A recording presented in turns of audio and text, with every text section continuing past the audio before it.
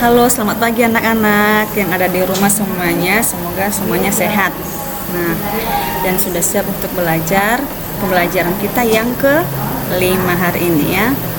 Anak-anak, sebelum kita memulai pembelajaran kita hari ini, pastikan anak-anak terlebih dahulu sudah berdoa sendiri di rumah ya. Oke. Nah, tema pembelajaran kita hari ini masih tetap sama, yaitu hidup rukun di rumah. Nah,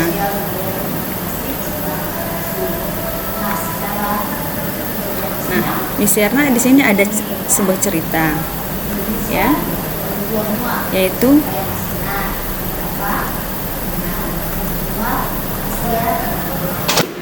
marilah kita anak-anak ikut membaca teks bacaan ini beserta mendengarkan Miss Yerna membacakan ya.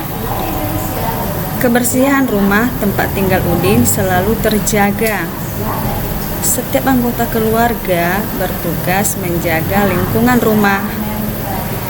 Udin dan Mutiara bertugas menjaga keindahan halaman rumah.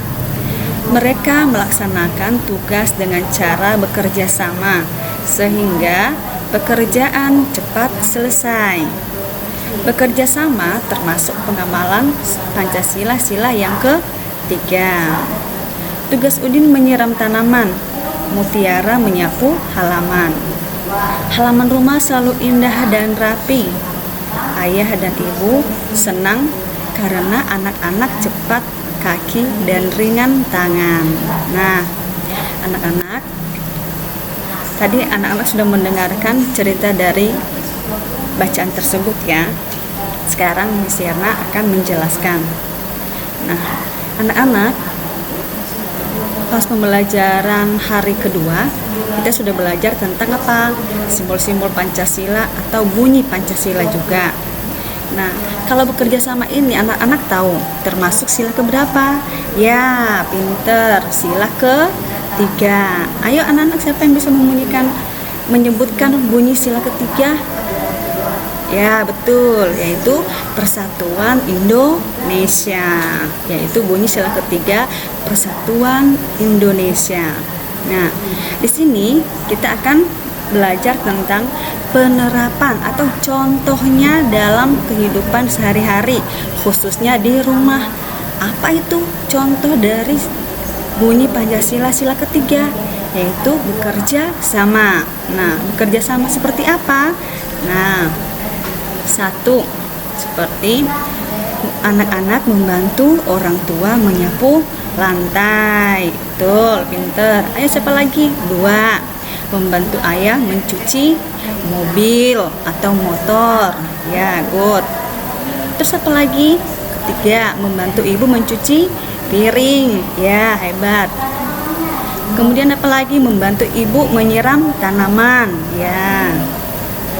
Apalagi yang termasuk bekerja, dan masih banyak lagi ya anak-anak, tentunya untuk contoh kerjasama di rumah. Ya.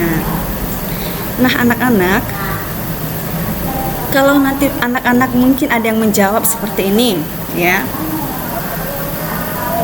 Miss, contoh bekerja sama itu membantu.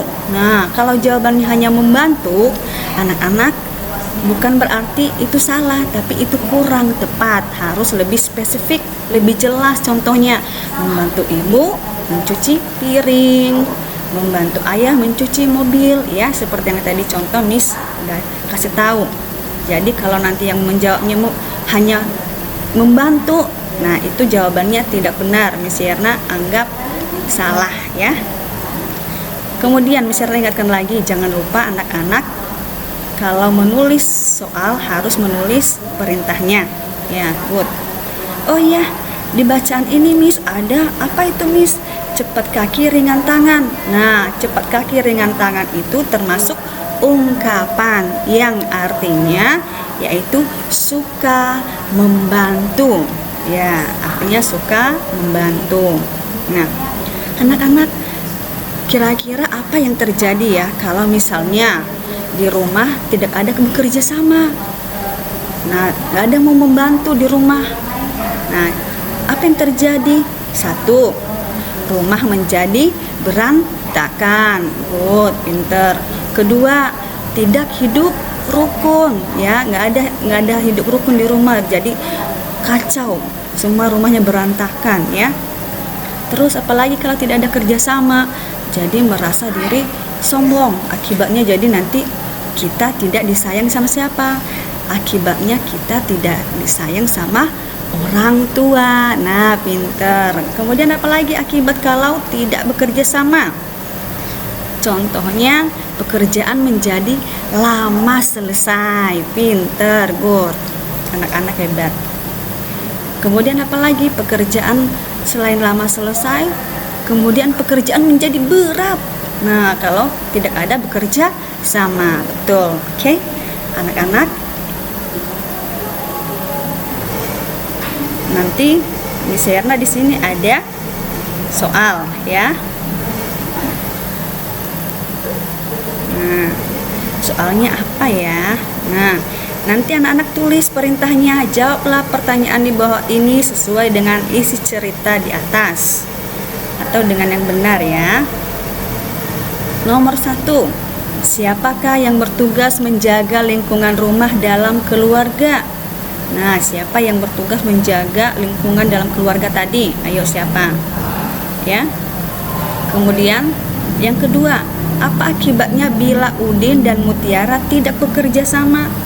Nah, lalu yang ketiga, menurut pendapatmu, apakah Udin dan Mutiara mengamalkan sila yang ketiga, Pancasila? Kalau iya, anak-anak, ya. Kemudian mengapa? Anak-anak harus jelaskan mengapa kamu jawab iya dan mengapa kamu jawab tidak. Oke? Good. Kemudian yang keempat, tuliskan pengalamanmu di rumah dalam menerapkan sila ketiga Pancasila. Nah, anak-anak ini menulis pengalaman ketika anak-anak melakukan contoh penerapan sila yang ketiga tadi yang sudah Miss Yerna sebutkan, sudah Miss Yerna kasih tahu dari pertama. Nah, kamu sebutkan pengalamanmu ketika, contohnya ketika apa?